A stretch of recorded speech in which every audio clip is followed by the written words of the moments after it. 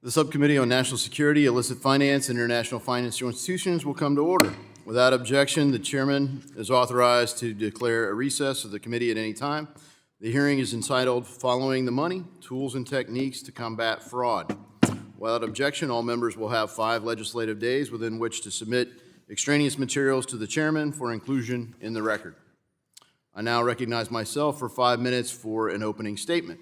I want to welcome our witnesses. Thank you for participating in our hearing today. It's devoted to analyzing investment fraud in the United States and reassessing the effectiveness of tools used to combat fraud in our financial system. Earlier this month, the Federal Trade Commission reported that U.S. consumers lost $5.7 billion to investment scams in 2024. Criminals are increasingly finding ways to bypass U.S. financial regulations in order to scam Americans into draining their life savings for the sake of the criminal's illicit gain. This type of organized fraud transcends both state lines and political divides. These scammers prey on everyday Americans, often our most vulnerable senior citizens. The United States is supposed to have the world's most capable financial intelligence capabilities. We are focused in this committee on national security issues, but we also need to use these resources and capabilities we have more effectively to protect our own citizens. Safety and soundness are essential to preserving our own financial well-being. Beyond our own population, America's capital markets are home to more than half of the world's invested capital, and the U.S. dollar is the world's reserve currency. Since its enactment in 1970, the Bank Secrecy Act has served as the cornerstone for U.S. anti-money laundering, counterterrorism, financing, and know your customer compliance measures for U.S. financial institutions. The Bank Secrecy Act's regulatory framework is intended to defend and secure our financial system from crime. However, considering the ever-changing landscape of technology and financial crime, we must continually assess the effectiveness of the tools and techniques traditionally used to secure the financial system. Today, we'll take time to learn more about investment fraud and how financial institutions, including blockchain analytics firms, contribute to combating this pervasive issue. Investment fraud, as these losses grow in the United States, it's important to consider changes that can be made to enhance the effectiveness of our reporting. Suspicious activity reports, or SARs, and currency transaction reports, CTRs, are tools used by financial institutions to flag transactions over certain monetary value that could be related to illicit activities. These reports are filed by financial institutions and maintained by FinCEN, the Financial Crimes Enforcement Network, and used by law enforcement agencies over the course of their investigations. A SAR is filed when a financial institution has a transaction over $5,000, and a CTR is filed on cash transactions involving more than $10,000. Based on CPI inflation, $10,000 in 1970 would be more than $81,000 today. These numbers in the reporting requirements have never been adjusted for inflation, so the reporting burden keeps growing with no obvious improvement on the effectiveness of the reports. FinCEN estimated that an average total of 12,600 SARs and 57,000 CTRs were filed each day. This is 2023 data. According to a December 2024 GAO report, law enforcement agencies accessed only 5.4% of those CTRs filed between 2014 and 2023. So you got a 10-year period there with data and only 5.4%. That's not very efficient. It was long overdue for Congress to consider these clearly outdated thresholds and frameworks so that we can protect our people and our financial institutions. Even as we update old laws, it's important to consider other updates. Thankfully, the Trump administration has muted the disastrous and unconstitutional Corporate Transparency Act, requiring businesses to report the beneficial ownership to FinCEN. Presumably, by the law's framework, operating a business or even a homeowners association means you're engaged in illicit finance. But our Constitution says that when the government wants to know private information, they need probable cause, at least reasonable suspicion, to get a warrant or a subpoena. Surely we can minimize the financial harm suffered by Americans exploited by scammers without infringing on their civil liberties or adding ways to make ordinary citizens criminals. As we consider legislative solutions to maximize the effectiveness of our financial intelligence architecture, I'm hopeful that we will increase and improve nationwide education on investment scams, I'm also hopeful that we'll equip law enforcement agencies with better tools to go after criminals that are continually operating unseen. I look forward to the insights gained on these issues from today's hearing, and I yield back. The chairman now recognizes the ranking member of the committee, Ms. Beatty, for 4 minutes for an opening statement. Thank you, Mr. Chairman and Ranking Member. Good morning, and thank you to our witnesses who are here today and for holding this hearing. I want to make sure that we understand today that we really need to have this discussion to combat financial fraud. And it is no secret. We've heard comments from our chair that fraud schemes are on the rise and the bad actors are now finding new and creative ways to defraud consumers. For example, the Federal Trade Commission data showed us that in 2024, American consumers lost more than $12.5 billion to fraud, a 25% increase from the previous year. Our constituents in red and blue districts alike are being robbed of their hard-earned savings, and I'm eager to work with my Republican colleagues to develop sharper tools to deter fraud, folks, and protect American consumers, starting with today's hearing. Although I appreciate the bipartisan approach to tackling this matter, we cannot ignore the stark contradictions between the goal of today's hearing and the Trump's administration rollback of key financial crime measures that would help us detect and deter fraud.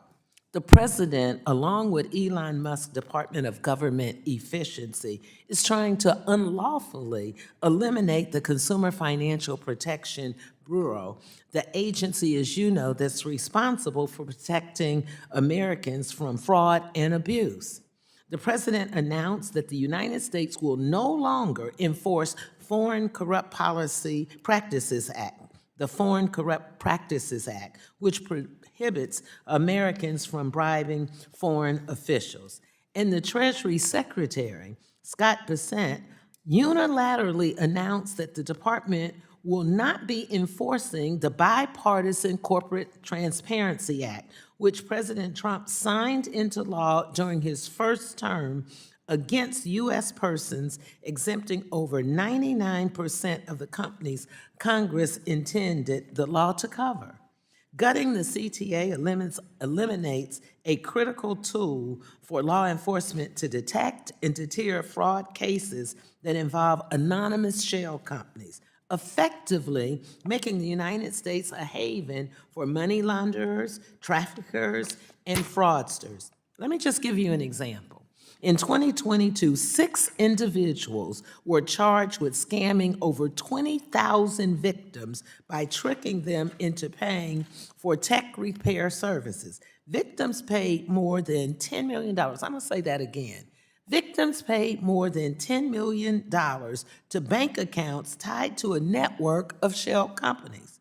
While I join my colleagues on the other side in calling out the need for key beneficial ownership reforms, the administration repeatedly chooses to gut the law entirely instead of working in a bipartisan manner to ease small business compliance burdens. In just 2 months, President Trump has made it easier for financial fraud to devastate hardworking families, particularly older adults, by unlawfully dismantling the pillars of our financial crime regulatory regime. While I, again, appreciate this hearing, I hope the discussion only underscores the vital significance of this regime and the need to preserve it if we were truly to prevent fraud and protect our constituents. And once again, to our witnesses, I hope that you can shed some light on this, and I yield back. I thank the gentlewoman. I now recognize the ranking member of the full committee, Ms. Waters, for 1 minute. Thank you, Chairman Davidson and Ranking Member Beatty, for convening this hearing on fraud. U.S. fraud losses were estimated at nearly $13 billion in 2023. But many think the actual amount is much higher, especially for the 100 million Americans over age 50. Fraud is a serious threat to their secure retirement and well-being.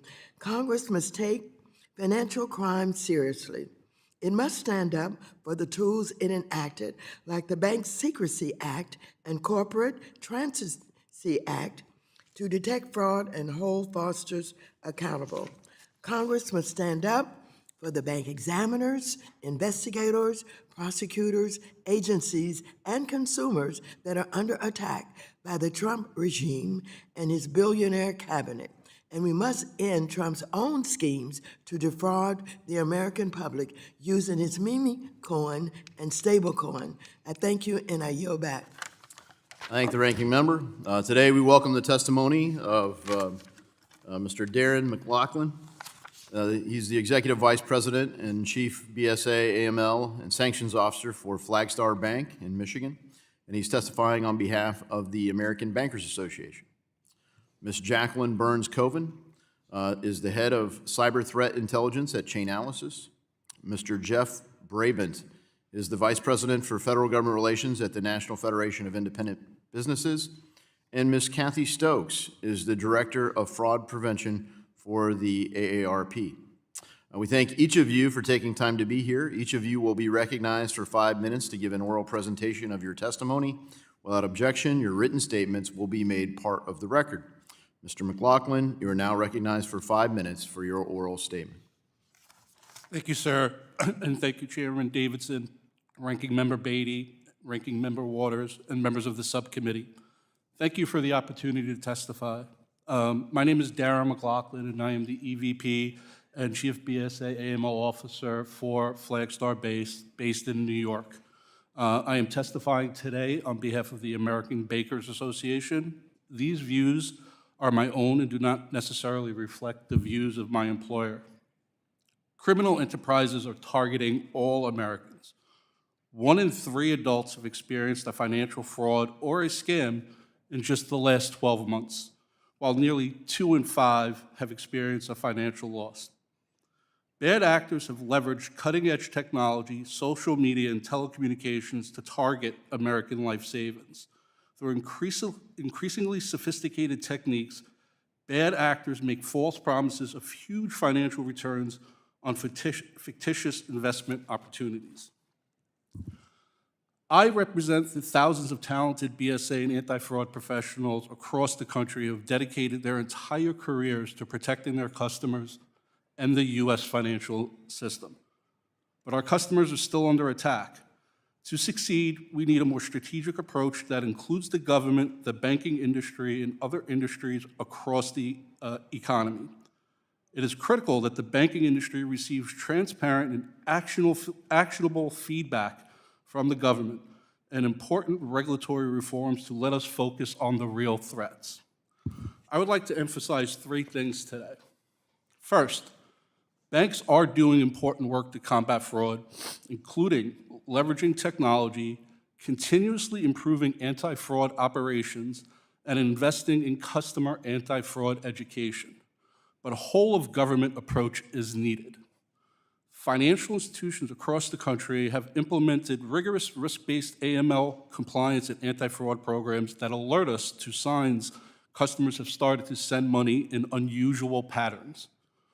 Unfortunately, these customers sometimes fall victims to those overseas characters. We can share heartbreaking stories across the industry about innocent customers who have lost their lifetime savings to investment scams. As hard as we try, sometimes we cannot convince our customers that they are the victim of a scam in progress. Although we file suspicious activity reports with Treasury's Financial Crimes Enforcement Network, by the time law enforcement receives the report, it is often too late. A major part of this threat comes from overseas, and these bad actors are using new generative AI tools to increase the sophistication and effectiveness of their outreach. There must be a better approach to tackling this grave problem. Greater involvement by and coordination with the government is essential. Second, Banks need timely, actionable data and feedback from the government on priority threats. The federal government has a database bursting with threat information which should be shared with the private sector. Although thousands of SARs are filed, they may not actually reflect criminal or other illicit acts. It would help banks to see analysis of these reports and other information the government may have about this illicit activity.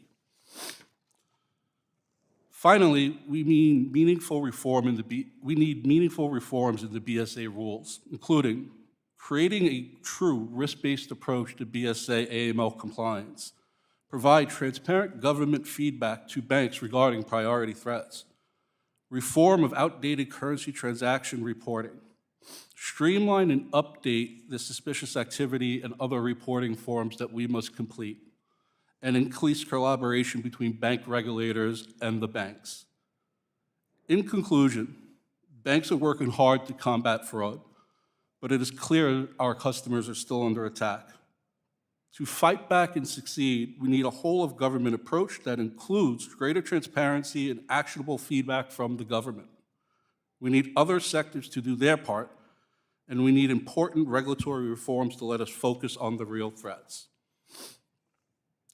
Chairman Davis, Ranking Member Beatty, and Ranking Member Waters, and members of the subcommittee, we are grateful for your leadership in holding this hearing to highlight the extraordinary and growing financial fraud problem that is plaguing our country.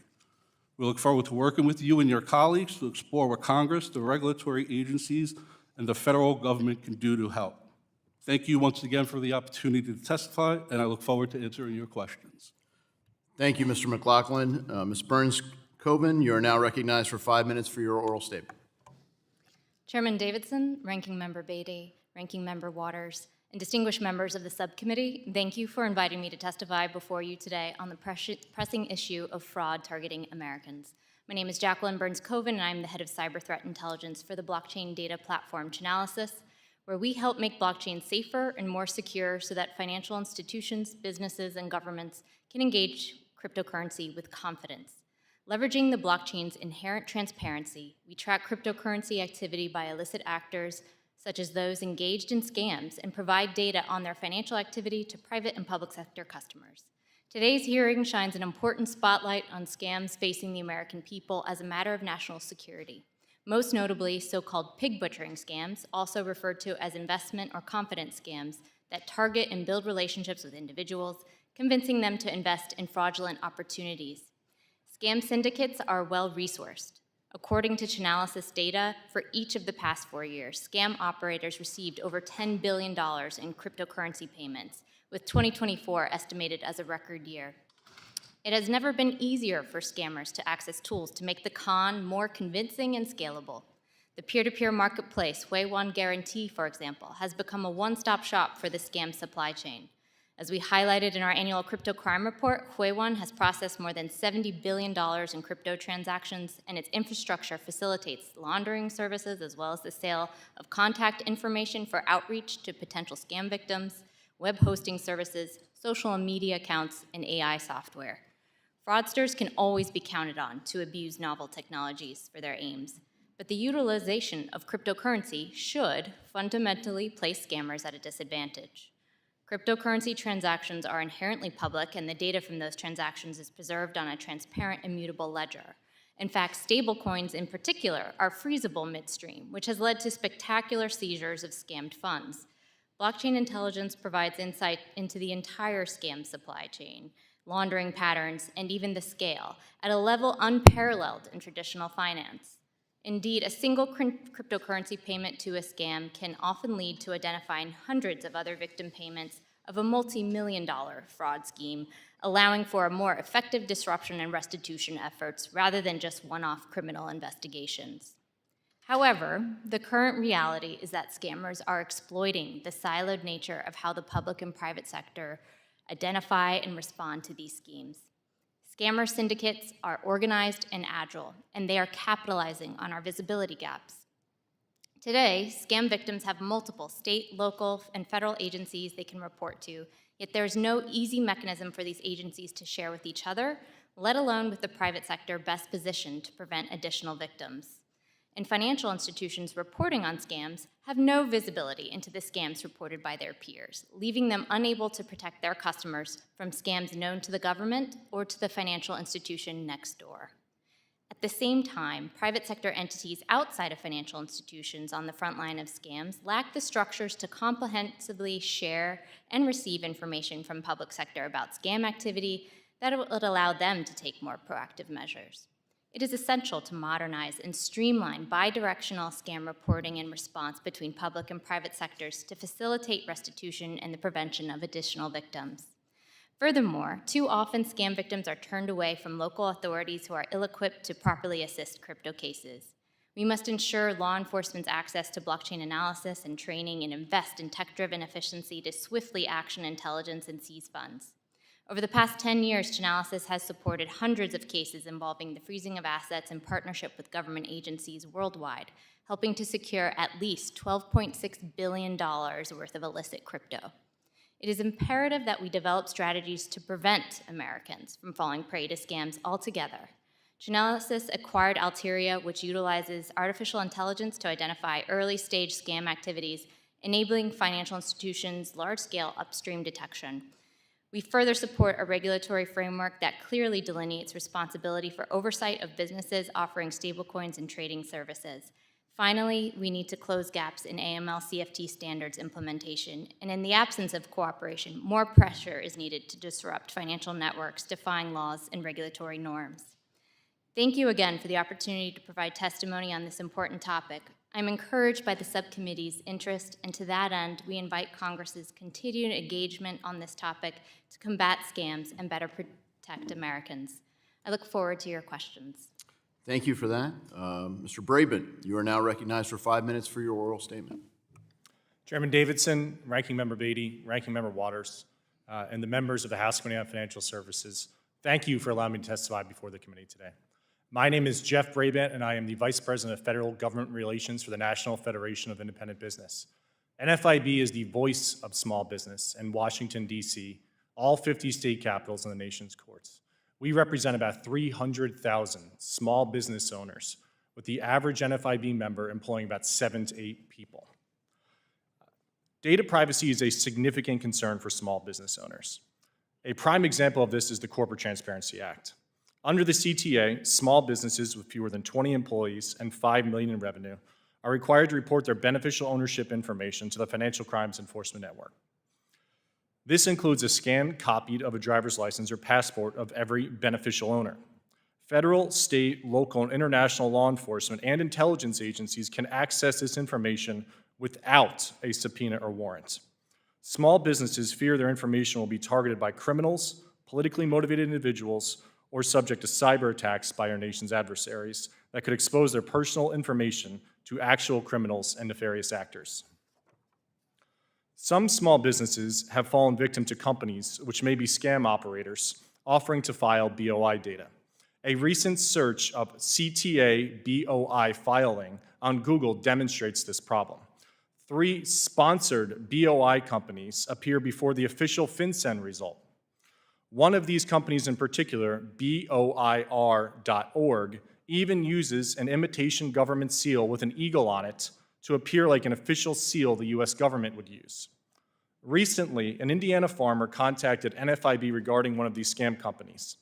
This farmer had begun the process to file through a scam company, but did not complete the filing. Still, this farmer had $249 charged to his credit card. Now the farmer is searching for a refund, but likely won't get one. Small businesses overwhelmingly oppose the CTA. Thankfully, President Trump recognized the absurdity of beneficial ownership information reporting requirements. He called the law invasive, outrageous, and an economic menace. He could not be more right. The ultimate irony is that a law that supporters claim is for national security has likely opened the US economy, American citizens, and small business owners to more data and privacy risk. The federal database will be breached, it will be hacked, and private information will leak.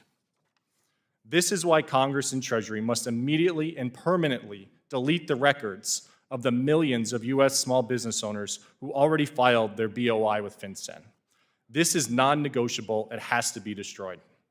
Let me be clear. The CTA is unconstitutional and should be overturned by the courts. Absent intervention from the courts, Congress can clean this mess up by passing Chairman Davidson's Repealing Big Brother Overreach Act. This legislation would repeal the CTA so a future administration could not revive or expand the statute.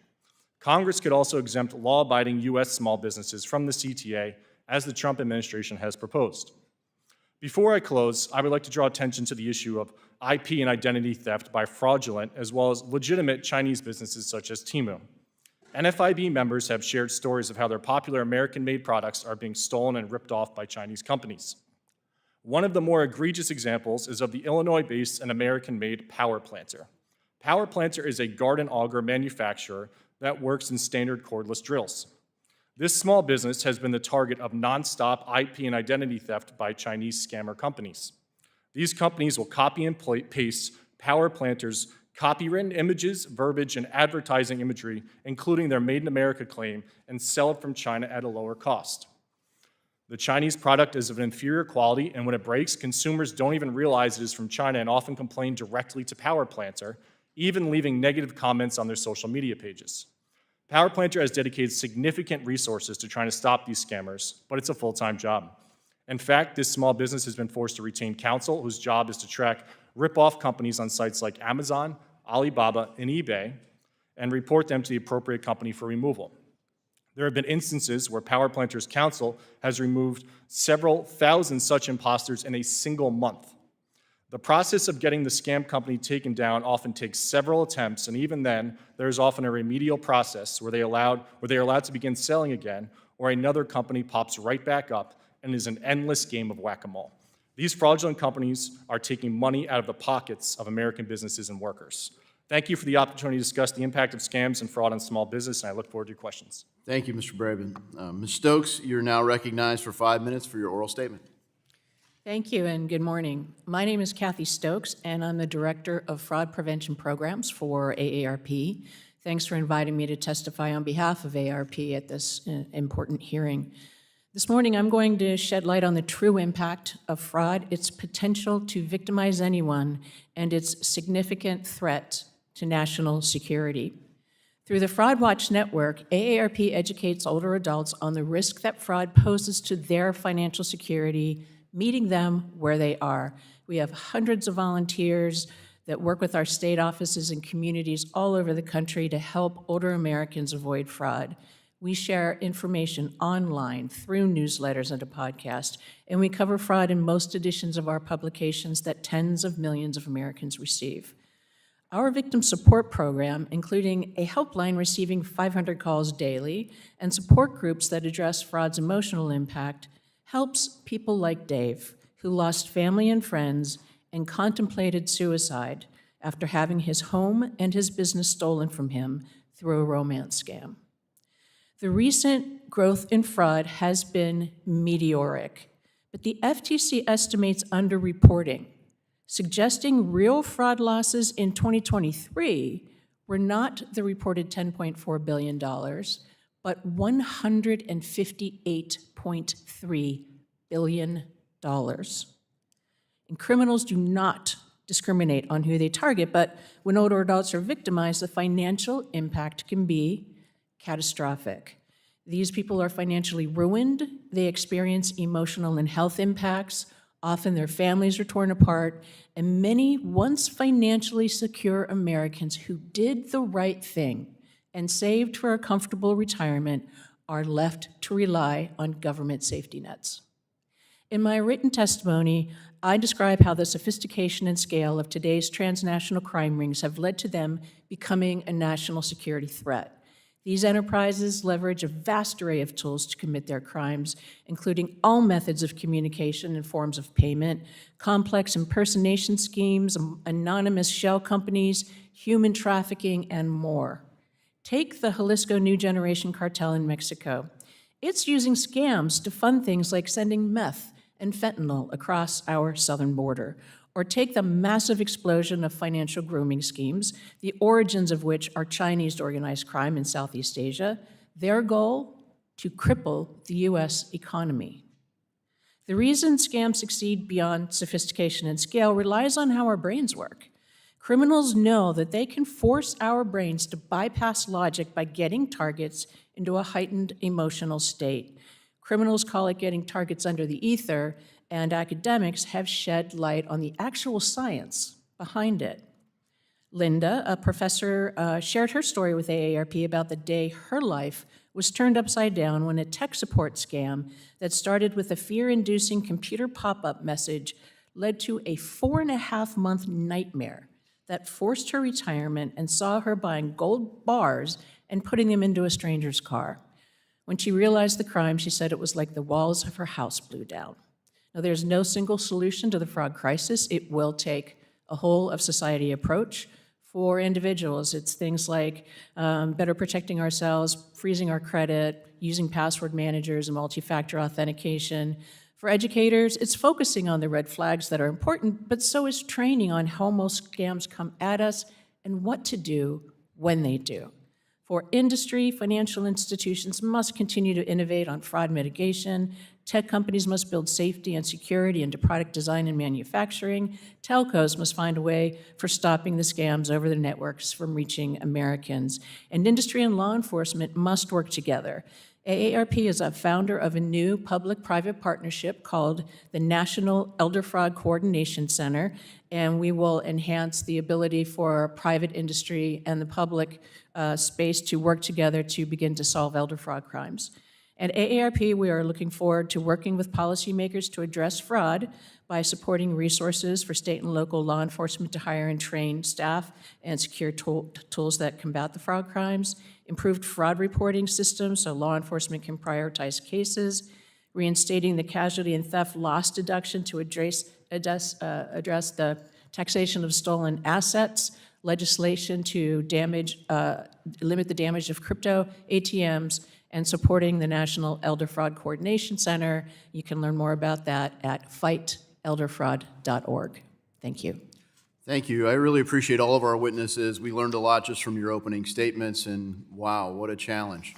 We'll now turn to member questions. I now recognize myself for 5 minutes for questioning. Mr. McLaughlin, based on your 27 years of experience, have you seen an expansion of the efforts to stop fraud? Thank you for your question, Chairman. Over 27 years, yes, there's been a huge emphasis on protecting our customers in the industry. We have tackled this via enhancing our education programs, via working workshops in our branches, educational material posted on our websites. So your own efforts in the industry, but also you've seen more regulatory pressure to disclose and report, correct? Correct. Yes, the increased significance or pressure placed on financial institutions to identify and report suspicious activity and fraud has grown over the course of the last 27 years. So as the number of fraud cases and the size and scope of the fraud also increased? Yes, sir. Yeah, so in a way, it's like, well, in spite of our effort, we haven't really stopped it. We haven't necessarily shrunk it either. And some would say, well, gosh, imagine how bad it would be if we hadn't been doing these things. But on the other hand, maybe the way we're going about it isn't working. So could you highlight what you think works and what maybe could be done more effectively from your experience? Thank you again. From my experience, what has been working is the increased investment within the public sector on education, on advanced technologies to catch the fraud at the front door, as we call it, before they're able to transact with the institutions. Also advancements in the models and scenarios for which we monitor customer behavior once that account is established. What we could be doing better, I would say, is establishing that relationship, that public-private relationship where there's a flow of information back and forth between the government and the regulated financial institutions that I represent. The government sits on a mountain of data from the hundreds of thousands of SARs that are filed and CTRs that are filed, as well as the prosecutions that law enforcement. Do they normally get back to you? I mean, here's a case. I'm working on weaponization committee last Congress. One bank was asked by the FBI to report on their customers, and the bank said, we need a warrant or subpoena. Then the FBI came back and said, well, why don't you generate a suspicious activity report where none had previously existed? Is that kind of interaction with law enforcement normal? Yes, the financial services and the financial institutions that I've had the honor of working for do have good relationships with law enforcement. However, to protect the laws and the regulations that the financial institutions fall under, we do often, after conversations with law enforcement, request a subpoena to turn over information. Now, it's unusual to receive that type of conversation where a SAR wasn't filed, but usually once the SAR is filed, outreach begins and conversations and flow of data starts happening. Well, thank you for that, and I look forward to working with you all and colleagues to make our system more effective. And I just want to highlight, Mr. Brabant, I appreciate your testimony because not only are individuals being scammed, but businesses are, and especially small businesses. You referenced a bill, the Repealing Big Brother Overreach Act. It's got 133 House co-sponsors and identical legislation sponsored by Senator Tubbsville in the Senate. In the change that you referenced that the Trump administration's done by focusing beneficial ownership reporting requirements on foreign-owned entities, is that an improvement for American citizens? I think absolutely an improvement for American citizens and an improvement for American small businesses. When you're looking at 32.6 million reports FinCEN is expecting in year one, that is not a risk-based approach. That is a needle in a haystack approach. And when you refine it down to a smaller, more risk-based approach, it should be a win. Yeah, I appreciate you also referencing what we need to do with the existing data. So thank you for that. And look, Ms. Stokes, I really appreciate your emphasis on seniors and the great work you've done to educate seniors. Working with our county prosecutors, do you have a way to roll that toolkit out through member offices so we make sure that our county prosecutors who are on the front lines, they often feel unsupported by federal resources. So in your experience, what you're seeing, are these like lone actors trying to scam people, or is it sort of an organized crime effort that's hitting individuals and businesses? Thank you for that question, Representative. For a long time, we've all held this assumption that the fraudster is some guy in his mom's basement making phone calls and lurking on social media.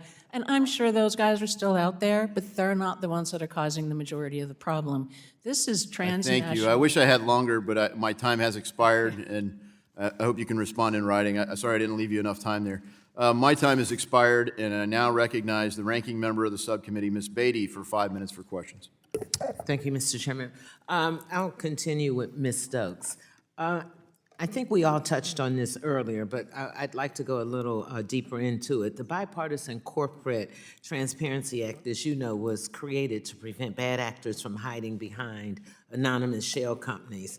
And can you clearly lay out for us how this relates to fraud prevention and how the CTA and the beneficial ownership database would be a critical fraud prevention tool? Thank you, Representative Beatty, for that question. I think that, I have a lot of opportunity to interact with law enforcement, financial crimes investigators, and I understand from them how critical information is that will help them get to the bottom of the cases. And anything that takes away from that would be a challenge. And, the tools that criminals use are vast. They're, complex impersonation schemes and fake websites, shell companies, human trafficking. There's so many crimes within this crime. Okay. Maybe you can answer this as a follow-up. Can you address how Treasury's recent decision to exempt more than 99% of the companies that Congress intended to cover will weaken our fraud prevention efforts? Thank you, Representative. I can say that anything that is going to reduce information that can be actionable by law enforcement from our perspective when it comes to fraud, that is, it's a crisis, is very problematic. Okay. Mr. McLaughlin, let me ask you this. It's been mentioned several times already this morning that fraud is rapidly on the rise from you, from my colleagues.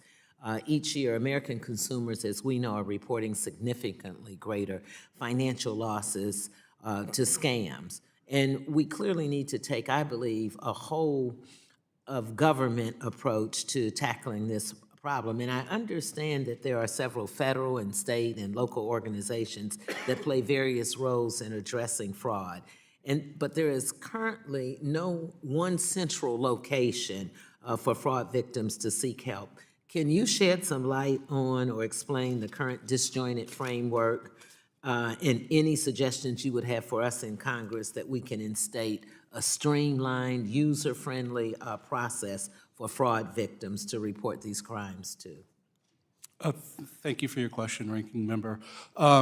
So currently in the industry, we work with several non-for-profits that focus on this, including AARP and other well-established anti-fraud groups. At the local and state and federal law enforcement level, we also interact because we all believe that this is something that's growing that we need to tackle. So there are working groups that are established. There are conferences that are held where the idea sharing occurs. There's also a greater need for transparency in the actual anti-fraud movement. When financial institutions in the public sector file suspicious activity reports or file with the Adult Protective Services when it comes to elder exploitation, there is very little time do we get feedback on the information that we provided to see if it was actionable for those agencies. So the sharing of knowledge back and forth would allow us to actually target specific threats to our customers and our population. So centralizing a fraud group within law enforcement or a regulatory agency would give our customers a central point of contact, but also allow the financial institutions as well to have a central point of contact to continuously build upon the programs that we have. Okay. I might have enough time for either one of you to give us any insight on how fraudsters are using social media platforms to lure victims in. Ms. Stokes, Mr. McLaughlin, anything on that? Thank you for that question. Yes, social media is one of the biggest vectors for fraud, and we see so much harm coming from them, yet we don't see a concerted effort to take down the social media profiles that are there and are known to be related to scams, and a lot more needs to be done by that industry to... My time is almost up. Yes or no, is that something that Congress should be looking into, you believe? Yes. Okay, thank you. Thank you. The gentleman from Oklahoma, also the chairman of the Task Force on Monetary Policy, Mr. Lucas, is now recognized for 5 minutes. Thank you for holding this hearing, Mr. Chairman, and thank you to our witnesses for testifying today. In my regular meetings with bankers across my home state, the issue of fraud is one that often comes up. They're on the ground, they're seeing the people in their community being taken advantage of. It's unfortunate then that oftentimes federal agencies place reporting burdens on our financial institutions rather than trying to get it through to the problem. Mr. McLaughlin, how does it affect your communities, our communities, I should say, when our credit providers have to spend all their time complying with what some might define as burdensome reporting requirements? So we have finite resources available to us within the public financial institution sector. So when increased burden is placed on us, we have to make certain risk-based decisions as to where to deploy those resources, where to spend money on our investments in technology and other operational efficiencies that we can garner to continuously focus on the mission of catching as many bad guys as we possibly can. So when we get more burden in terms of more checkbox exercises, that just means we have to expend more resources to tackle the job. If I could follow up on that question, oftentimes our credit providers are the first to notice when something goes wrong. And I recently met with bankers again in my district that told me countless stories of how they were able to identify fraudulent activities and protect their customers.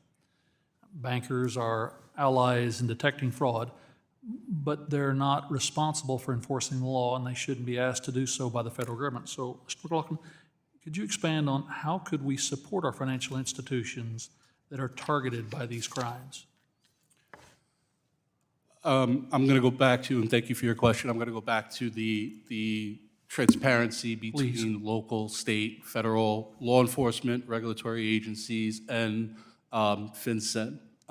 The access to data and allowing the smart individuals that we have working for us and data scientists across all sectors, allowing us to analyze the data to focus on the threat at hand instead of having us focus on check-the-box exercises that many financial institutions face today would be a huge step forward.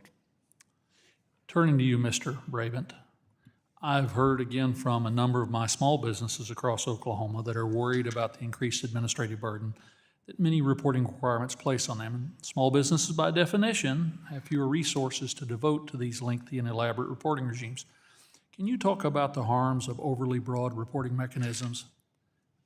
How to do rulemakings like the previous administration's rule on beneficial ownership actually hurt our efforts to stop fraud? Yeah, when something's overly broad, it's extremely challenging. For example, you have the substantial control prong in the definition, which is essentially defined as substantial control. The previous administration defined it so broadly to be senior staff.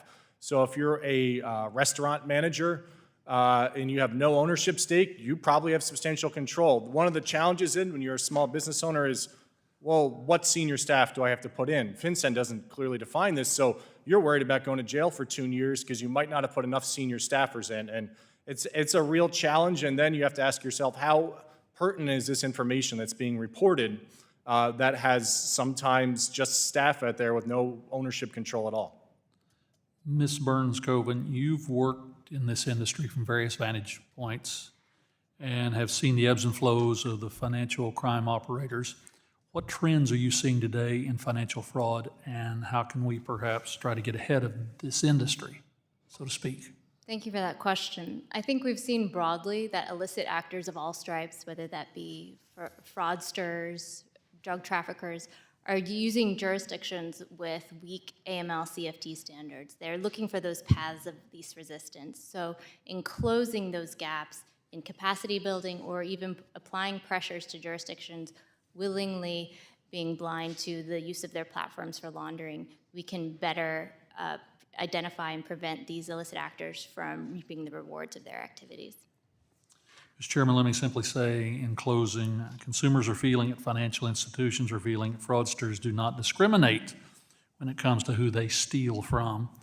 And we need to focus on that problem and give our law enforcement tools what it needs to stop these criminals rather than just more paperwork. Thank you, Mr. Chairman. Yield back. I thank the gentleman. The gentlewoman from California, also the ranking member of the full committee, Ms. Waters, is now recognized for 5 minutes. Thank you very much, Mr. Chairman and members. I'm about to ask a question about a particular situation in this country that is hardly believable. But I'm pleased that we're here talking about follow the money, tools and techniques to combat fraud.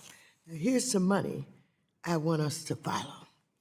Ms. Stokes, days before Donald Trump took office, he introduced a meme coin, dedicated, of course, to himself, while the entities behind his Trump meme coin earned nearly $100 million in trading fees in less than 2 weeks.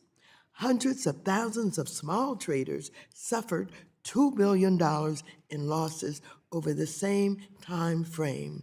Days after he released his coin, Melania Trump issued her own coin.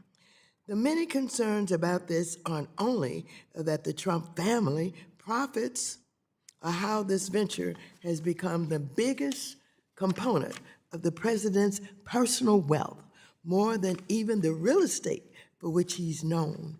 It raises questions about the use of cryptocurrency, including meme coins, to entice, to fleece, to defraud people out of their hard-earned savings. Further, at the same time that Donald Trump is offering his meme coin and other cryptocurrency products to enrich himself, his regime is considering the rules that will define how cryptocurrency is regulated. They're in charge. It also comes at a time when Trump and Republicans are working hard to lower, even to remove barriers to fraud and financial crime. As an expert in fraud prevention, how do criminals use cryptocurrency to commit fraud, especially that which targets older Americans? Why is cryptocurrency so attractive to the bad guys? And how do the perpetrators, such as transnational criminal organizations, make crypto appealing to the victim?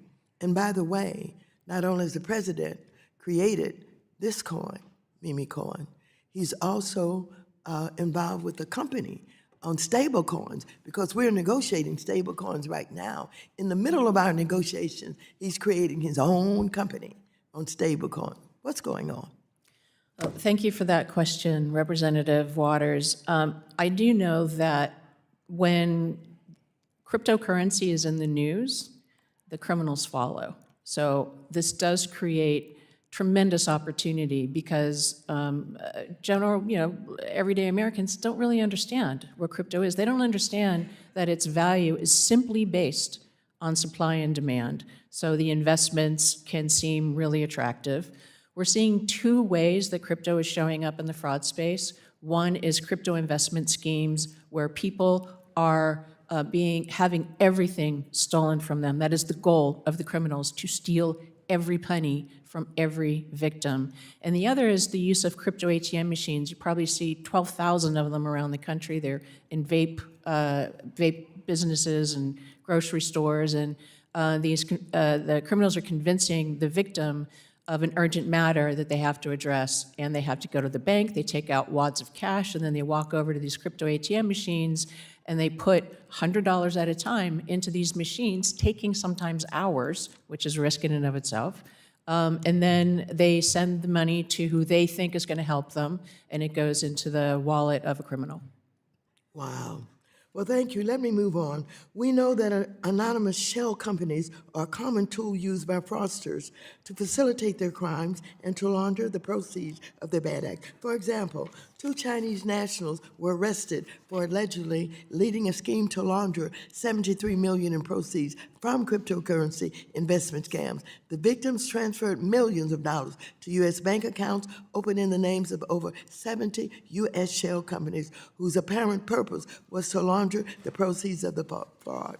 Similarly, the leader of a large-scale timeshare resale scam was sentenced to prison for defrauding more than 1,000 victims, many of them elderly, out of their millions, using a network of fake front companies in cities across the country. This examples abound, and I would like to submit for the record a fact sheet from the Transparency International U.S. that describes how these corporate entities registered in the United States are abused for a range of fraudulent purposes. The Trump regime, with the help of my colleagues across the aisle, are trying to make such fraud schemes easier by gutting the Corporate Transparency Act, which helps the government unmask who truly owns and controls these shell companies. Enough. And I know Without I objection, don't have any more time. I yield back. I'll accept the gentlewoman's submission without objection. The gentleman from Texas, Mr. Sessions, is now recognized for 5 minutes. Mr. Chairman, thank you very much. Before we go too far, I want to acknowledge the gentleman, the Honorable Jack Fields, former member of our Texas delegation, who was the ranking member of Energy and Commerce when he retired in 1996, is with us today. And Mr. Fields, I want to thank you. You've been a guardian of moving America forward for a long time, and I think as you watch what's going on and have since you've left, you've seen where the things that got developed also have a downside to them, an underbelly that we're speaking about today. I want to, if I can, go to anybody in the panel. I've read the testimony and also the things which we have prepared, Mr. Davidson's great staff, about the overview. And increasingly what comes out today is we have a problem. And I think we have seen and heard this. What has federal law enforcement done to mirror up to try and stop this? I know there are working groups. We heard there's a national elder fraud a task force you're trying to gather together as an industry, what agency is the lead that you would look to? Anybody? I'll take a first stab at that, and thank you for your question, sir. From a financial institution standpoint, we would interact with local or federal agencies within the state that we found the fraud. Can So- you name that? Yeah. So in other words, I know that the SEC or It depends on- FINRA has jurisdiction over looking at transactions and data and information. When you had something that you consider to be a crime, who do you look for? Who is the lead agency? Again, thank you for your question. It depends on the fraud that we're seeing. So if we're seeing check or financial fraud, we would contact the Secret Service in some cases because they sit within the Department of Treasury and have that exposure. We're talking elder abuse, financial exploitation. We would reach out to APS and/or the FBI or within the city or state that the crime is taking place. Have we, as members of Congress, through the law, made it clear to not just consumers, but really the industry about have we streamlined that? Do you know who to go to in a given circumstance? Thank you for the question. I think more can be done to streamline reporting and modernize it so that we can connect the dots from a one-off investigation to understanding that entire scheme so that we can actually increase recovery and restitution and make more victims whole. We've had spectacular seizures by U.S. government of cryptocurrency assets. Chainalysis has worked with governments around the world seizing over $12.6 billion worth of illicit crypto, but more needs to be done to upskill and train at the state and local level to ensure those departments that are the first line of response oftentimes for victims are well equipped to understand and act quickly to pursue these cases and seize those funds. Well, I'm well aware that many U.S. attorneys and other agencies within law enforcement want to look at minimums. It's not big enough for them until it gets to a certain stature. And I've heard testimony, which I believe is true, unless you go and plug a circumstance and challenge someone, they're going to continue these things. And I think that it's important that what the chairman is doing here, that we do pass this piece of legislation that I got on yesterday. But we also have to have that translate to the Department of Justice, to law enforcement, that actually we honor them and ask them to please understand more about this. I think as they look at the crime, they also see what might be called MOs, method of operations, of how people do this, that then the feedback comes to you, which was talked about. We fill out these reports and we don't hear anything back. We're not sure whether what we're providing is enough information, whether it was specific information. And I think some success stories would go a long way to do that. I think that I'd love to have this subcommittee delve into that angle of what we need to do better to incent law enforcement to want to do that, whether it's us paying attention or gathering things together. I want to thank you, Warren, for doing this hearing. I think it's most instructive about our job as members of Congress to warn people, in particular seniors. I yield back my time, Chairman. I thank the gentleman, and the gentleman from California, who's also the ranking member of the Task Force on Monetary Policy, Mr. Vargas, is now recognized for 5 minutes. Thank you very much, Mr. Chairman, and thank you for holding this hearing, and I also thank the ranking member. And I also thank the witnesses. Thank you for being here today. I think it's been very, very informative. I do have to call out, though, right at the beginning, when a lot of my colleagues on the other side like to talk about unconstitutionality or illegal acts, it's funny that none of them seem to call out the executive orders of President Trump. In fact, interestingly, a Republican-appointed judge, Judge John Koffner, said this, that one of the orders is blatantly unconstitutional. Because I have a difficulty understanding how a member of the bar could state unequivocally that this is a constitutional order. it boggles the mind. And again, I think it's important to call that out because I know we've heard time and time again, since I've been here, the CFPB is an illegal bureau. It went all this way to the Supreme Court, and certainly the Supreme Court didn't agree with my colleagues. And so I think that has to be called out. So I call it out. I do want to ask this. There seems to be a contradiction in what some of you have been saying today. It's interesting. If you listen to what some of you said, says the government has a whole bunch of information and they ought to give it to us. And sometimes in real time so we can help them solve this fraud problem. And then I hear from somebody else saying the government has too much information, and this information, in fact, could be hacked, and then that would be very detrimental to us. I mean, it seems that that's what I heard. Did I not hear that? I mean, let me go first to Mr. Brabant. I mean, it sounded to me like you were saying you're not confident with some of the information the government holds.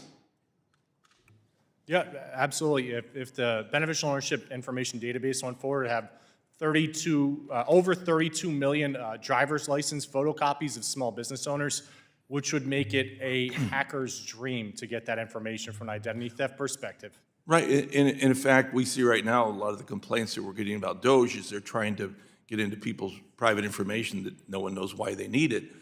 And then it seems, and not for a negative purpose, you guys want to stop fraud, but it seems like you're saying the federal government has a whole bunch of information, and we'd like to have it in real time so we can stop this fraud. Well, it seems like it potentially could be a massive invasion of privacy.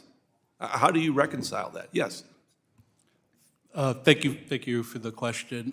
You know, the folks that I represent, the thousands of dedicated anti-money laundering and fraud professionals, care for our customers' data just as much as everybody else in the industry.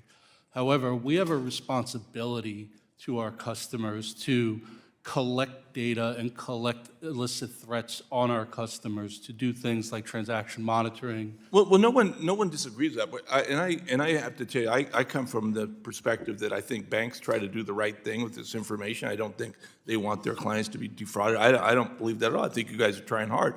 But I'm not one of these guys that thinks the government are the bad people either. I think the government attempts to do the right things too. Sometimes it falters like anybody else. But it does seem like you're asking for a lot of information, private information, that a lot of people would have a problem with you having, especially. In fact, I'm kind of surprised some of my colleagues on the other side didn't call that out. They're usually pretty good about this privacy stuff. But I mean, it seems like you're saying, hey, give us a whole bunch of this information back. I mean, isn't there a conflict there? Again, thank you for the question. It's not a conflict from the financial crimes perspective. We, as financial institutions, collect a lot of sensitive information on our customers already to establish a reasonable belief in that customer's identity. The information I'm looking to, and my folks in my industry are looking to partner with, is a secure transmission of information that has been used in a financial crime outside of the institution that we are employed by. No, I get that. I get that. The government has a lot of information. You'd like some of that too. And I mean, I don't know. It seems to me that could be a massive invasion of privacy. I'm surprised that my colleagues on the other side haven't called that out. I do want to say one thing, though. You talked about the financial fraud with the farmer. If the CFPB was still in order, we could still go after that. In fact, right now when they're calling about fraud, no one answers the damn phone.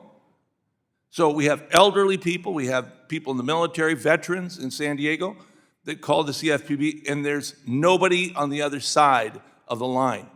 And that's a problem. With that, I yield back.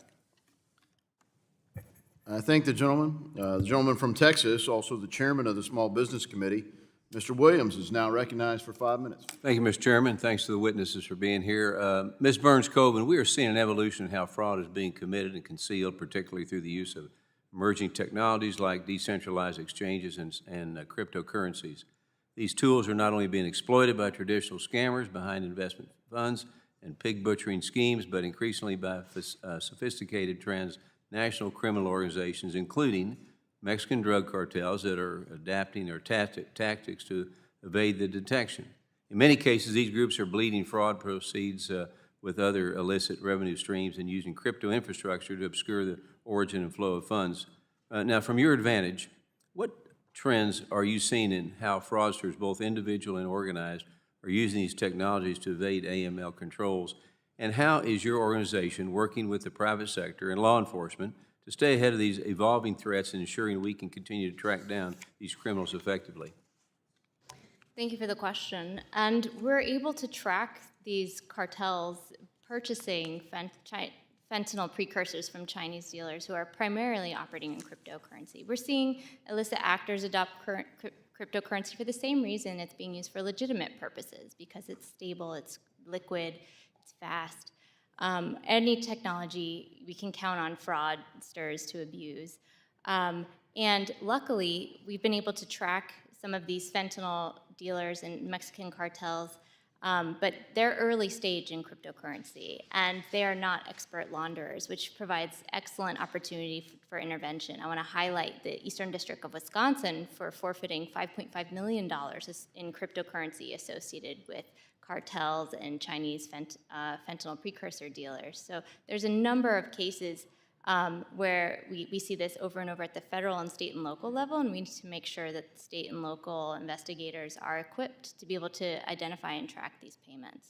Okay, thank you. One particular area of concern of mine is how government-related reporting requirements such as FinCEN's beneficial ownership information rule may be putting small businesses and their owners at risk.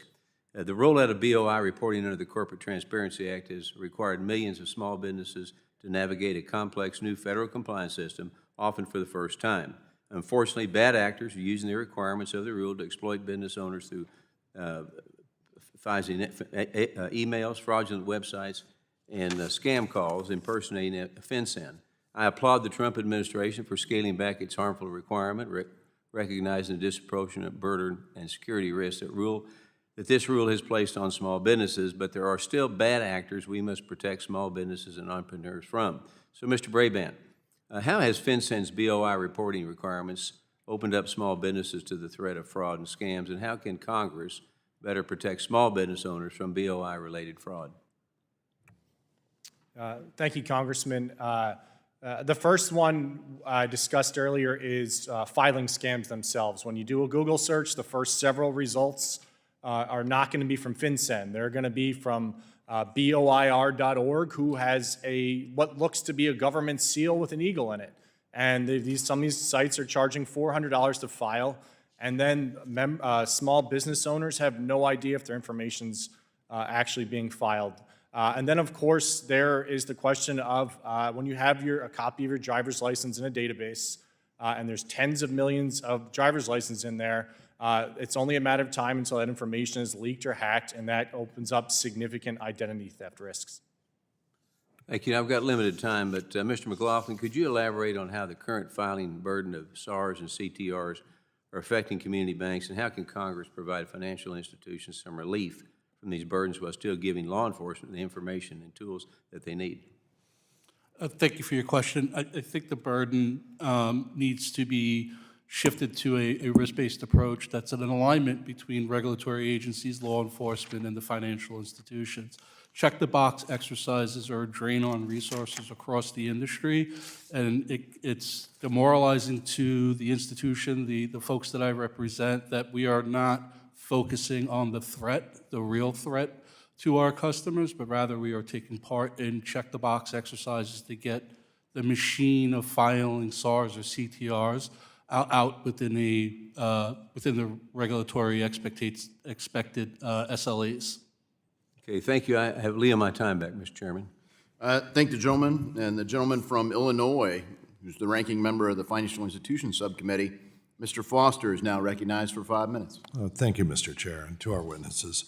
I'd like to talk a little bit about identity fraud, and particularly the role of digital identity systems and maybe ameliorating some of that. You know, states like Louisiana are using digital driver's license to keep kids off porn websites and things like that. And so I guess my first question, Ms. Stokes, what fraction of the frauds really at some point against seniors involve identity fraud, where someone's representing themselves online as someone who they're not?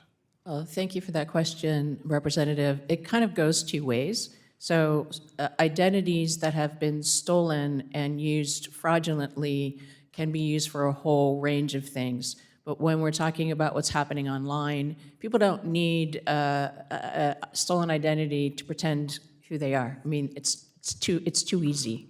You can create. So I guess, yeah, the question is that if it became sort of standard practice, when someone contacts you, sends you an email, text message, contacts you with social media, to just give a little token that says, here is the proof that I am the legally traceable person. Yes, thank you, Representative. And there are activities underway in the industry to try to come to that, and I would think that would benefit everybody.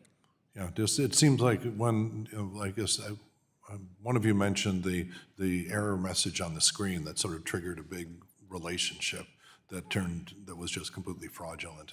And if became standard practice, and then you can contact me, someone can send me an anonymous text, and I'll just assume it's coming from some AI-generated trash. But if they're willing to identify themselves, then I'll pick it up even if I don't recognize the name. And it seems that's a much healthier way to end up with this wave of identity fraud that we're seeing. Now, another thing, a lot of you have mentioned the need to catch this at the front door and the use of technology.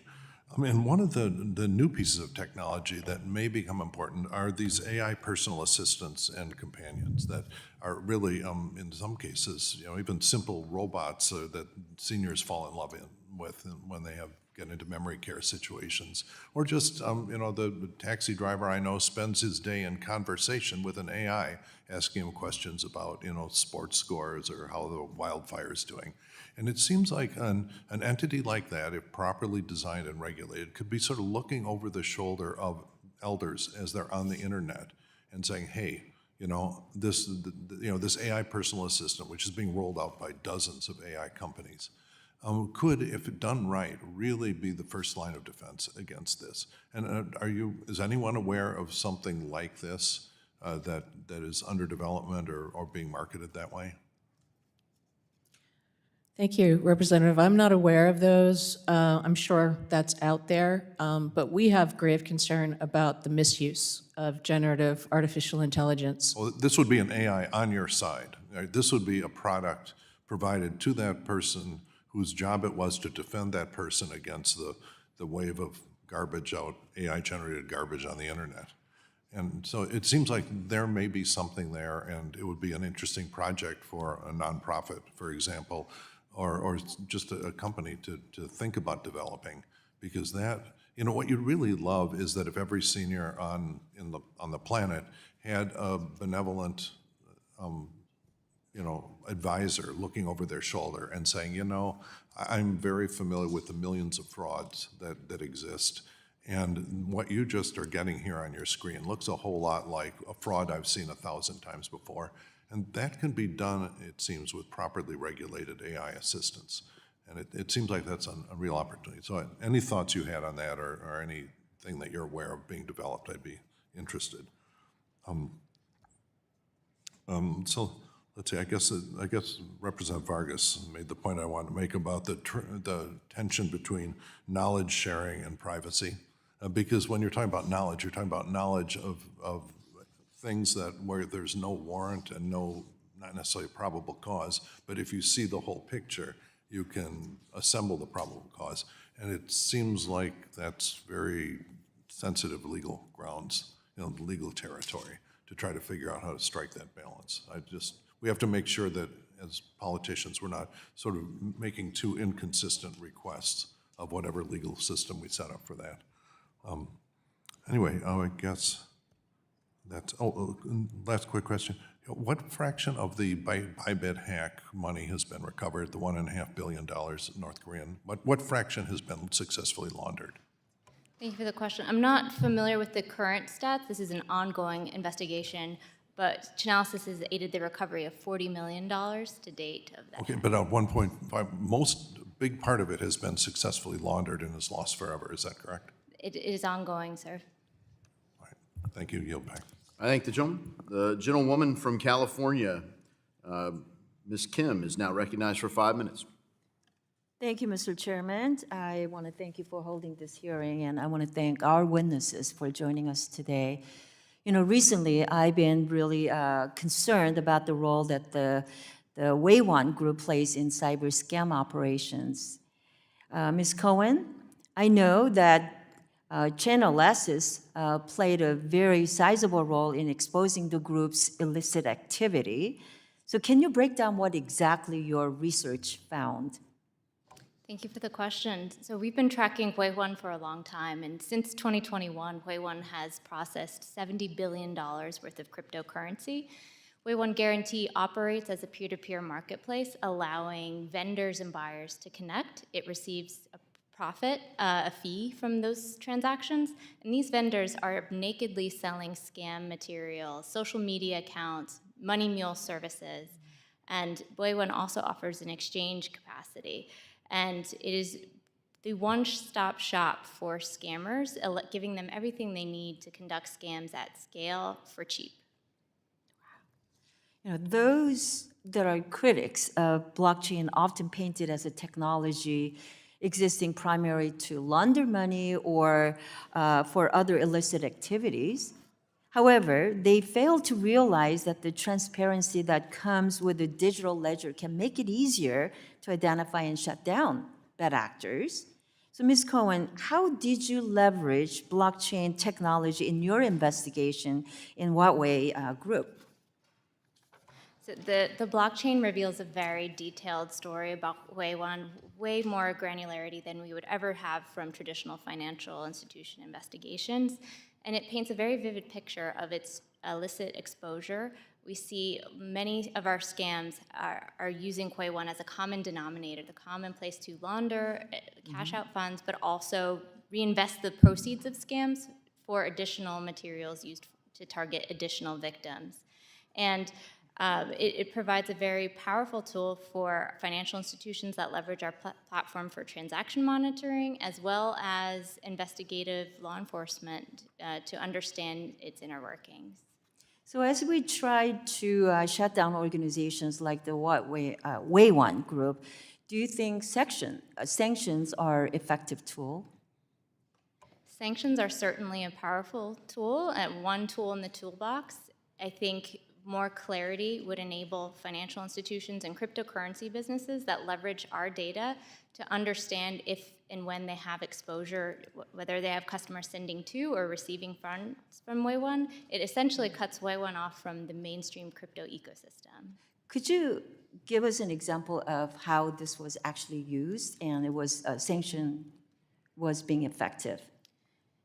Sanctions have been most effective when coordinated with law enforcement, that 1-2 punch of not only designations, but also takedowns. Just last month, Garantex, which is a sanctioned Russian service, persisted despite sanctions. Certainly, any cryptocurrency business with receiving from or to Garantex has the ability to block those transactions effectively. Mm-hmm. And what we're now examining is, because Garantex has been blacklisted, it's potentially rebranded. But it allows us to follow the money trail to identify that next iteration. Even when they're in jurisdictions that are not compliant with Western law enforcement, we can still impose cost, we can inject friction. Thank you. You know, I want to shift gears now and focus on the burden that suspicious activity reports have become on community financial institutions. So, Mr. McLaughlin, I want to ask you the questions. For community banks that have smaller regulatory teams, how much harder is it to complete the SARs with the level of details that is required? Thank you for your question. So the burden on a smaller financial institution versus a larger institution is greater. At a larger financial institution, there's an investment in automation and other ways to make the investigative process and the SAR filing or CTR filing process more automated and faster. At the community bank or smaller financial institution level, the burden is on the person.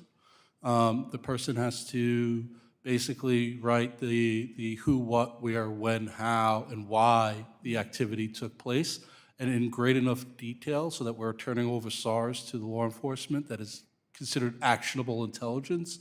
We do not like getting feedback that we need to amend SARs or things like that to provide more data.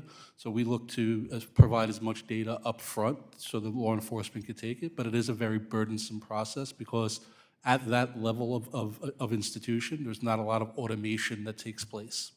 Right. Well, thank you very much. I yield back. Thanks, Ms. Kim.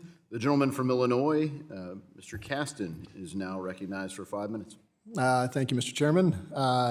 Mr. McLaughlin, first I just want to state the obvious.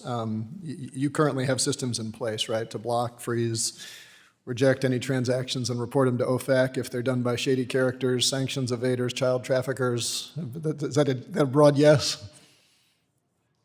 Yes, sir. Okay, I'm glad to hear it. You'd be in trouble if you said anything else. Tomorrow, the committee is going to mark up stablecoin legislation, which would include language to treat stablecoin issuers as financial institutions under the Bank Secrecy Act, in which case they would also have to comply with anti-money laundering, know your customer rules that you comply with as well. Is it your view that that stablecoin issuers should be subject to those same rules that you comply with, regardless of how those rules may change, that the rules shouldn't be different from one financial institution to another? Thank you for your question. Yes, sir, I do believe any product, service, industry, or technology that is responsible for moving funds between customers or citizens has to be subject to regulation to make sure that they're protecting the customers or country. Okay, and since you've presumably got some experience filing SARS reports and what have you, can you speculate on what the bad guys would do if we had a stablecoin regime where all of a sudden they weren't subject to the same rules that a depositor at your institution is subject to? Thank you again. I could speculate that the bad guys would become even more aggressive in the space in terms of targeting vulnerable individuals to defraud, steal, and abuse the customers of the stablecoin. Well, I certainly agree. I'm glad to hear you say it. And I raise that because some of my colleagues on the other side of the aisle believe that stablecoin issuers should not have to comply with anti-money laundering rules. And I guess if you're here to represent our nation's child traffickers, that's a good position to have. But I think it's important that we make sure that we keep those protections. Ms. Koven, I want to move to you just to think about what might happen if we don't have those protections in place. My understanding from your from Chainalysis 2025 crime report is that stablecoins account for 63% of all illicit transactions that you had tracked, and that sanctioned entities are increasingly using stablecoins because of the difficulty of using the US dollar. Do I have that basically right on what your 2025 report said? Yes, sir. Stablecoins have become the currency of blockchains. They are by far the most transacted cryptocurrency today. And we support efforts to establish regulatory frameworks across stablecoin issuers. Robust, consistent standards across this growing market can ensure. I appreciate that, but I just want to focus on the 63% of the illicit activity is done on stablecoins. And I want to understand that number because my understanding of what you can track is that you can't see the off-chain transactions, right? Correct. So it's 63% of the stuff that's trackable, but presumably if the bad guys know what's trackable, it might be more than 63% if you could track everything. As an investigator, for me personally, it is a gift when illicit actors decide to dabble in stablecoins because of the traceability and also seizability midstream. Yeah, I mean, it's sort of like, I love the guy who robbed 7-Eleven without a mask and holds his ID up to the camera before he pulls the gun out, right? But presumably there's more there. Now, I say that because if I am a bad guy and we don't regulate stablecoins, I can imagine a scenario where I go on to, I buy some other kind of crypto, I use that to launder money, I then bring that onto an exchange that's issuing the stablecoin, convert it to stablecoin. Those are all off-chain transactions, so you wouldn't see any of that, right? If that was the means of money laundering? We've still had spectacular seizures, including a $225 million seizure of stablecoins associated with the scam fund. So scammers know it's visible and traceable, but are still taking the risk to dabble in it. No, and I'm not saying this to criticize Chainalysis. I'm just saying that because you're not tracking the off-chain, if I bought another crypto, went on to an exchange where the exchange was issuing this, because the exchanges run their own ledgers, right? And so you don't see that stuff, right? Yes, and that's like, you'd mentioned Guarantex earlier, but my understanding is that Guarantex loves Tether because they can do all that sort of stuff and bypass the system. And even though hopefully we're clamping down on Guarantex, You could still do that inside other exchanges and not track that, right? Absolutely. That's why regulatory frameworks that put standards on those cryptocurrency businesses to understand all the swapping that's going on are Well, imperative. I really appreciate your expertise. I'm out of time, and just a marker for tomorrow, let's make sure we don't make things easier for the bad guys. Yield back. I thank the gentleman. The gentleman from Tennessee, Mr. Ogles, is now recognized for 5 minutes. Thank you, Mr. Chairman, and to the witnesses. A new landscape has developed before us, and the bad actors have clearly figured out a way to thrive in that environment. So I want to go back to Huawei Yuan. Up until January, Apple and Google, users on those two platforms could access. So Ms. Koven, when you look forward to what is currently the accessibility for Americans or Westerners to that platform and other platforms that may pose similar risks? Yes, so we're seeing scam syndicates primarily leveraging these compounds. Huawei Yuan guarantee continues to be the common denominator for the majority of scams that we see, and including the laundering of scammed proceeds, as well as facilitating the tools and services needed to perpetrate the scam. Identities and data to contact and reach out to Americans for targeting of these confidence and pig butchering scams. So if you could wave a magic wand, what would be your fix? What would be the defense, that firewall that we put up here to protect the end user, the Americans, from this type of scamming activity? So Chainalysis has flagged Huawei Yuan in our product so that financial institutions with exposure to Huawei Yuan can make risk-based decisions on funds going to or coming from that platform. More regulatory pressure on institutions that are flagrantly abusing or flouting regulatory norms is important. Closing those gaps for AML standards is important because this jurisdictional arbitrage is certainly occurring. Now, obviously, this is focused in China, but what about, are there other nation states that you have concerns about who are doing similar or learning from other bad actors and scaling up to, quite frankly, abuse Americans? My apologies. Certainly, if Huawei Yuan didn't exist, there would be other jurisdictions, other services ready to take its place. And so we need to continue to use blockchain analytics to understand where these funds are going and where the illicit users wind up having success laundering funds. Well, back to this platform, when you look at the child trafficking that's taking place and the movement of dollars, there's been, again, the bad actors have leveraged this technology to monetize the abuse of individuals, but in particular children. Again, what are next steps in combating that, being more aggressive in that space as this is becoming really a plague of our society?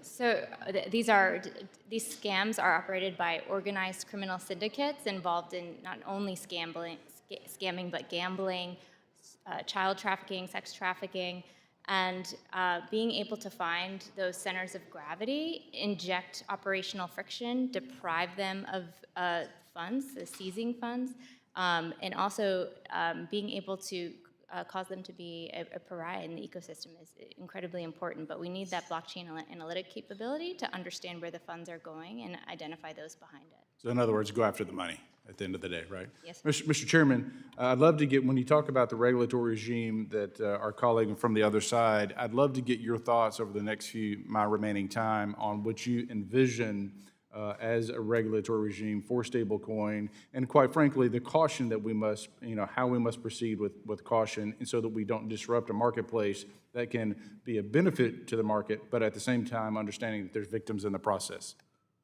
Yeah, I think thanks for the dialogue here, but I think Mr. Caston's concerns about illicit finance are well placed, and it highlights that the technology is changing. Stablecoins are a little different way.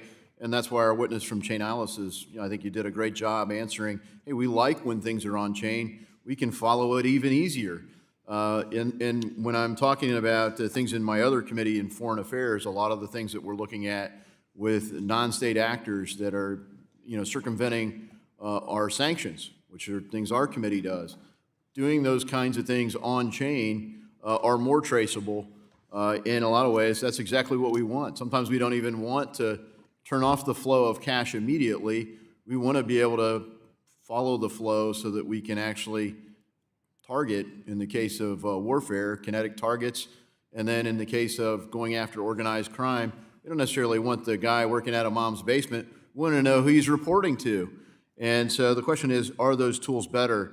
We're going to talk about that in a lot of ways. Thanks, Mr. Ogles.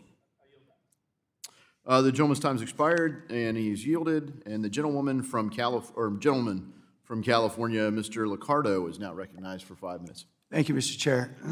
Thank you to our witnesses for all this information. The hearing, of course, is captioned "Follow the Money," and I used to be involved in prosecuting drug traffickers and human trafficking as a federal prosecutor and later as a DA. And certainly I had plenty of challenges following the money when we knew there was information being provided by entities that was false, that would conceal who the actors were and who was controlling them, and most importantly, who was getting the money from the criminal enterprise, because we knew those were the folks who were really running the show. I'll give you a quick example. I remember a Cuban national who was controlling a major human trafficking enterprise in Southern California, of course, using entirely U.S. corporations filed under California and other states' laws with U.S. citizens, essentially, ostensibly being their officers.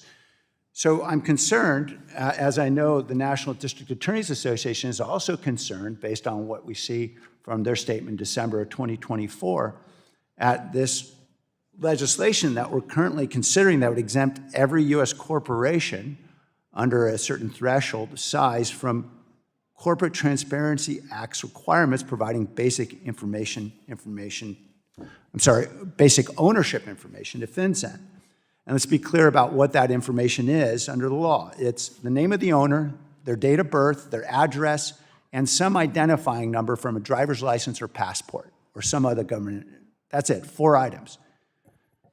Now, in my experience, certainly trying to get the identity of those individuals controlling these entities that are engaged in criminal activity was pretty important. And I guess I just wanted to ask Stokes, does it help, based on your experience, to be able to have this kind of information if we're trying to combat fraud? Thank you, Representative. Absolutely, the information is critical. And I just want to point out that we've heard a lot about concerns of administrative burden and concerns of data privacy. I want to turn to the burden of the victim. When you look in the aggregate of how much has been stolen just in 2023, an estimate from the FTC, $158.3 billion. That is 3 times the revenue of the Coca-Cola Company.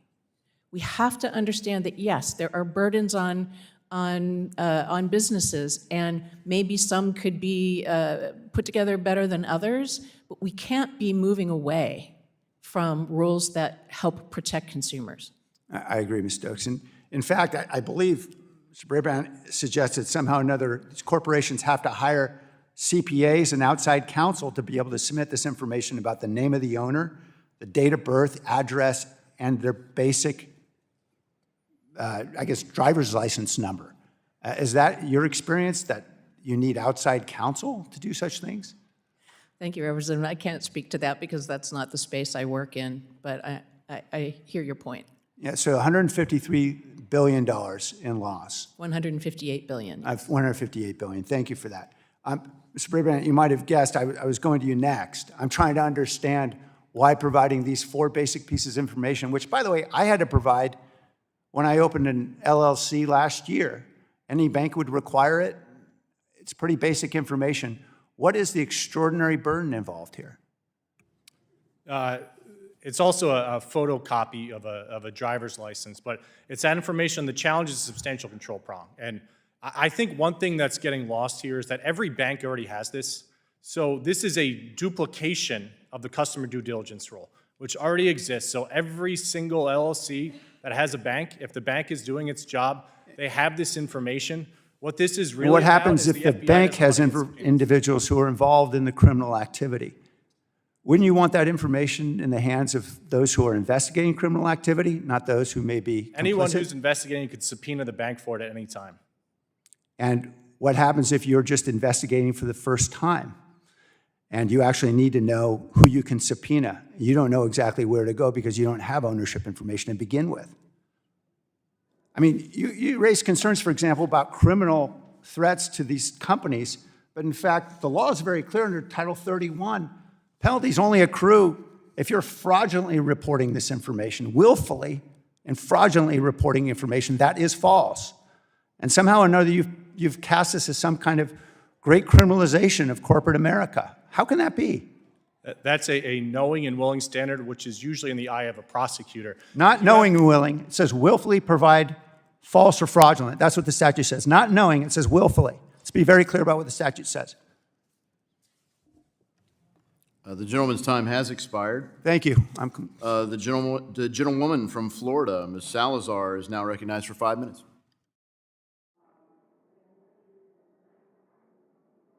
Yes, thank you. Thank you, Mr. Chairman, and thank you to the witnesses. My name is Maria Salazar. I represent the District Number 27 in Florida, which includes the city of Miami. And for what I've been studying, my hometown was ranked #1 in the nation with the highest per capita fraud in the country. That cost Floridians over $850 million. That is, and Miami is a great place, but this is pretty embarrassing. So I would like to ask Mr. McLaughlin if you could please explain to us why, according to the FTC fraud report, Miami is #1 in the nation for reported fraud. Why is that? Thank you, Mr. McLaughlin. Thank you for your question. I Yes. can't really answer as to why Miami in particular is ranked #1, but I can tell you that the financial institutions today that I've had the honor of working with and partnering with have dedicated time, energy, and more importantly, resources to developing upfront detection of fraud. However, Is we there are. any specific reason why that area in the country, specifically the city of Miami, is the #1 in the country for fraud? What are we attracting? If I would have to take a guess, it is the population of the potential vulnerable population that resides within the state of Florida. Also, the availability of being able to reach Miami from a foreign country also would probably play a part in that, having the ability to contact an elder in Miami and talk about investment opportunities maybe in their home country. It exists greater than in other large areas of the country. Again, that's just me taking a guess using my experience over time, but my fellow witnesses may have a better answer than I. Maybe Mrs. Koven, would you like to give us maybe your opinion as to why the city that I represent is #1 for fraud in the country? I'm unfamiliar with Miami in particular, but from my experience, scammers are targeting Americans indiscriminately and are looking to develop relationships with individuals over texts and social media, and very happy to have their hands on American data to strike up those conversations, because America is a target-rich environment. It's a wealthy country, and it makes it a prime target for these fraudsters. So any additional tools, any of you that would like to share with us, any additional tools or ideas that we should consider in order to stop this or make it a lot harder for these scammers to attack our constituents? If I may, Representative? Of course. One of the points that was made a little bit earlier, I think the targeting does have a lot to do where older populations are. And if you broaden your look beyond Miami, you'll see probably the top 5 states are where the highest number of older adults live. It's not that they just target older adults, but when they get the older adult, there's a much bigger payout because they have the assets, right? So that's one thing. Another thing is that, this is organized crime, and our system of law enforcement just isn't resourced or isn't able, because of other competing demands, to look at these crimes through an organized crime lens. And if you did, you would get the $10,000 grandparent scam in Miami connected to the $10,000 grandparent scam in Tennessee, and all of a sudden, it's $1 million threshold breaking case. And there's a new initiative underway that will launch in April that's going to do just this, the National Elder Fraud Coordination Center. And I'd love to tell you more about that if you're interested. Yeah, well, so that basically what you're telling us is that we are going to be honing on and targeting the senior population to explain to them or to send the message to be very careful. So that means that our seniors do not understand that they are the #1 prey for this type of scammers. Thank you, Representative. I can tell you my job is to educate older Americans, and within 2 years of doing this, I realized we cannot educate our way out of this. And NFC isn't about educating, it's about pulling data together from the private and public sectors to We solve. cannot educate them. That's, could you, No. I mean, my time is up, but just give me 30 seconds. Why do you think education is not the way to go with the senior population? We've been saying education is the answer for years, and where are we? The $158.3 billion, $61.5 billion of which was stolen from older adults in 2023. It can't work on its own, and because we've relied on that, it's served to deprioritize any other activity that could have gone to mitigate the loss that's now growing so meteorically.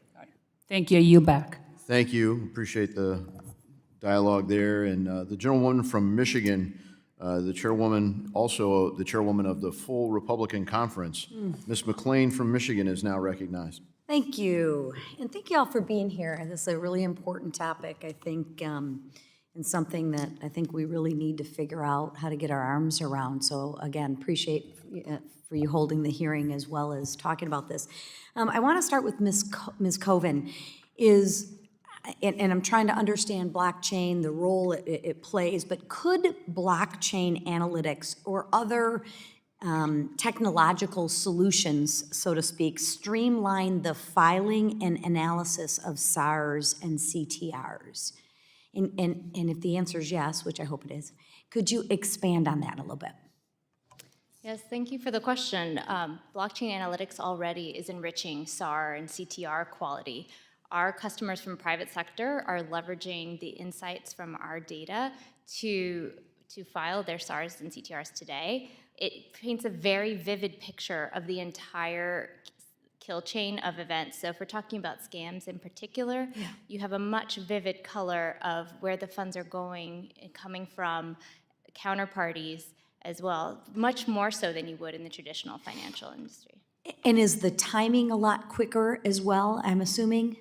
Yes, ma'am, that's correct. Cryptocurrency is an attractive asset for legitimate uses as well as illicit for its speed. I mean, in my opinion, we have all these government or agencies and we have these rules and regulations, and at times they're so cumbersome and at times overburdening for the businesses where I think the businesses are trying to do the right thing and people are trying to do the right thing. It's just the volume is so immense, right, that it just takes time to go through that. So one of the biggest advantages I see, and I'd like to get your opinion on this, is the time, because to your point, the timing is crucial on when we find these. Could you talk a little bit about the timing of this and the time frame, how the time frame is shortened? Yes, so we also provide real-time transaction monitoring, allowing financial institutions to get alerts on funds incoming or going off their platform, and they can be alerted in real time to these funds. So really time is at the essence, and current processes, reporting, information sharing is painfully slow. And even though cryptocurrency and the blockchain enable tracing and freezing, time is really at the essence. We have to make sure that those insights are delivered in a timely fashion. Do you have any measurables on that? No, ma'am. I do Okay. not. All right. Just curious, thank you. Mr. McLaughlin, how can FinCEN improve its communication and feedback mechanisms with banks and blockchain analytics firms following SARS and CTR submissions? Could you talk a little bit about that? Sure, and thank you for your question. As everybody could probably tell, the point of a lot of the things I've said today is creating an open and transparent two-way communication between the public and private sector so that we could begin focusing the resources that we have on the threats that our customers face on a daily basis.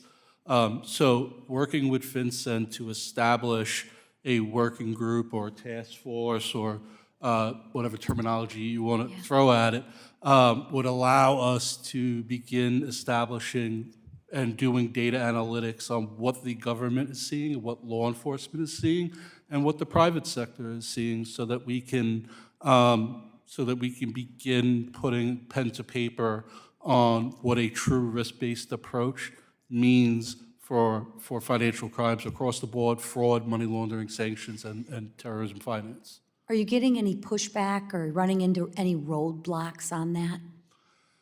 I wouldn't say roadblocks or pushback. I think with the increased scrutiny that all of you are bringing to light today, I do think we are seeing across the industry a knowledge sharing exercise taking place, whether that be informally or formally.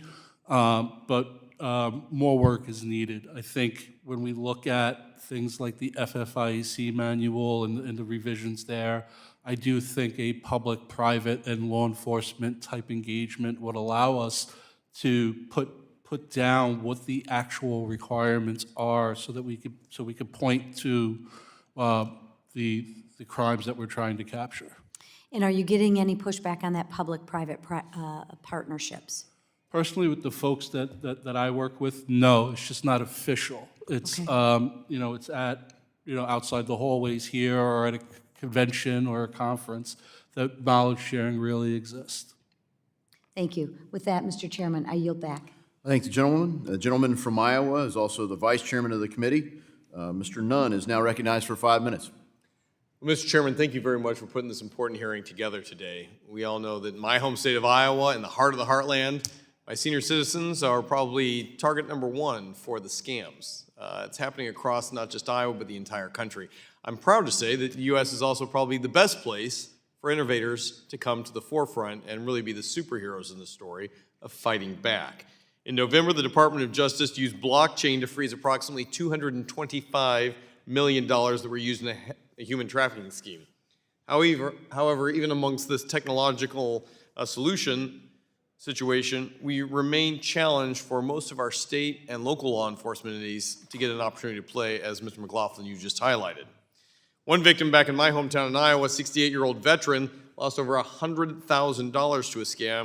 And challengingly, local law enforcement couldn't even begin to help.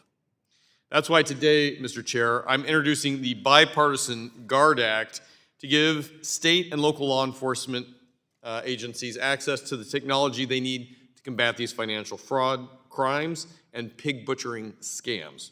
So let's get started on this. Ms. Cohen, I know that you and I are on the same page here because in your testimony, you emphasize the need to train more people on things like blockchain, those digital rails in which the future of technology is going to operate on here in the United States. This is exactly what the GUARD Act, my bill, attempts to accomplish. So I understand that your company has trained people on these technologies, both at the state and even down to the local level. Can you briefly walk us through some of the examples and if there's been stories of success here? Yes, thank you for the question, and I'm sorry to hear about your constituent being defrauded. It's a story we hear all too often, unfortunately. At Chainalysis, though, we do work with over 70 state and local governments around the country, and we have seen astounding successes when law enforcement is trained and equipped properly. And we have only scratched the surface, unfortunately. And particularly with the proliferation of these types of scams, we need to better equip state and local law enforcement to understand how to handle these cases and connect a single fraud victim to a wider network and increase chances of disruption and recovery. Jackie, I think you really highlight a point here that this has happened in the physical world before, and we've had good game plans to go after it. You know, what our GUARD Act bill is aiming to do is to create these fusion centers of best practices at the federal level, marry them up with local law enforcement agencies, and provide those level of resources to really go after that so that, you know, an Iowan who loses 100,000 or a New Yorker who loses $1 million all have the same access to the same resources. Is this what you've seen through your experience to be a successful solution? Yes, sir. We should have every advantage because these scammers are leveraging cryptocurrency, but time is at the essence. And what we have seen in working groups and small-scale operations is that when private and public sector are together, sharing information dynamically, we can turn that wealth of information into actionable insights quickly and have stunning successes. Thank you, Ms. Cohen. Ms. Stokes, I want to thank you and your incredible team at AARP. You're on the front line not only guarding our seniors, but you've helped bridge this to be a bipartisan effort. Our GUARD Act is really brought together by Mr. Gottheimer and myself, a Republican and a Democrat, but really working for the best interests of the American people here. I'd like to, one, ask how could retirees benefit from a local law enforcement that would have access to these greater tools that a GUARD Act could provide so they can get to know about blockchain, understand how financial fraud works, and really address the sources of these crimes to stop the number of victims we're seeing? Thank you, Representative, and AARP is very proud to support the GUARD Act. I think it's critical. We talk to probably 100,000 victims a year, maybe 500 calls a day, and the vast majority of fraud victims where money has been stolen, they have no recourse. They'll call local or state police, and even if police that they talk to understand that it's a crime, they'll still say, there's nothing we can do about it.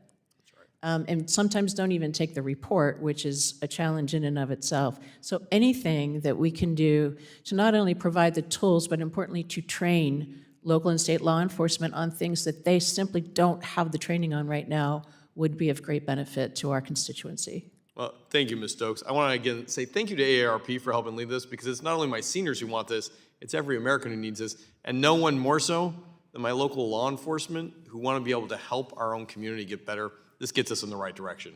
Mr. Chairman, thank you very much. I yield the remainder of my time. Thank you very much. I thank all of our witnesses and our colleagues for a great hearing today.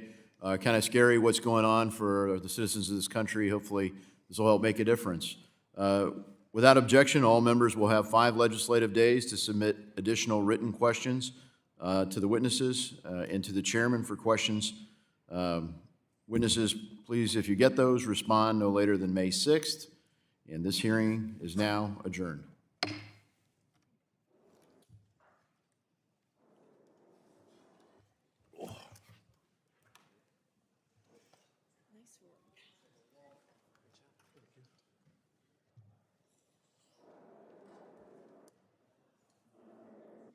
Cadence in the